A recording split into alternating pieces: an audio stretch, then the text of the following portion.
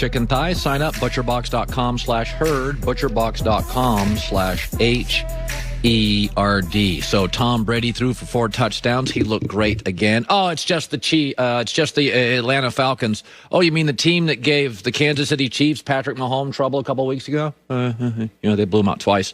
A lot of NFL scouts, a lot of former players, now broadcasters, a lot of anonymous New England coaches. You heard a lot of stuff when Brady left New England. He's washed. He's done. In the last month of the year, he led the NFL, the entire league, including Josh Allen and Patrick Mahomes, in passing yards, passing touchdowns, 4-0, and second in passer rating. He finished with 40 touchdowns, 12 picks, 65% completion percentage, and a passer rating above his career average. Arm, still solid to above average. Athletic ability, never had much. Leadership, A+, pre-snap, outstanding. Tell me dramatically where Tom Brady is not as good as 5 years ago. Now, he's older.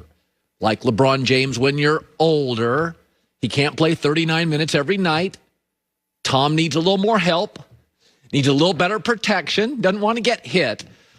But he has predictably aged well. One of the reasons I thought Brady would win the divorce and do well, I predicted New England would stink this year and Brady would be a playoff guy. I thought they'd win 9 or 10. They won 11. His numbers are better than I thought, but I thought they would be very good, is because he's got the right traits. You ever meet anybody? I'll make a prediction. If you know somebody that's 40 and they eat pretty well, don't do a ton of red meat, not a ton, they exercise regularly, they have compatible personalities. They're not combative. They're compatible. They get along with people. They laugh easily. They like to laugh. They're curious. They have a nice social circle, and they have for years. They have pets. They'll age well. Those are good aging traits. Brady's got great aging traits.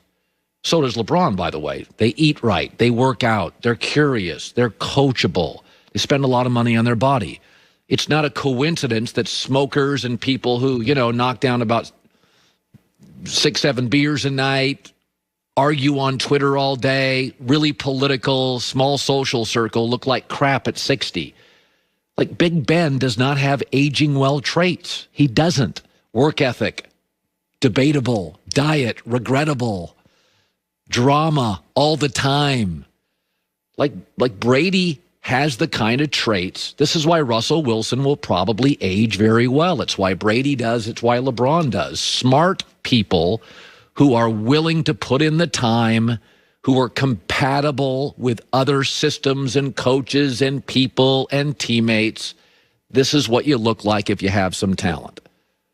Big Ben's closer to what you look like if you're not quite an A at those. You're a B to a B- at those. So Brady's not washed. He's also not somebody who has relied heavily on his ability to evade the pass rush. All of his football traits, leadership, pre-snap, smart, efficient, accuracy, those all age really, really well. It's like the baseball player. The stolen base leader doesn't age as well. As the third baseman who's got a good arm, treats his body right, hits for some power. Here's Joy Taylor with the news. No. And Cleveland at Pittsburgh has the potential to be a tire fire. Pittsburgh's going to roll.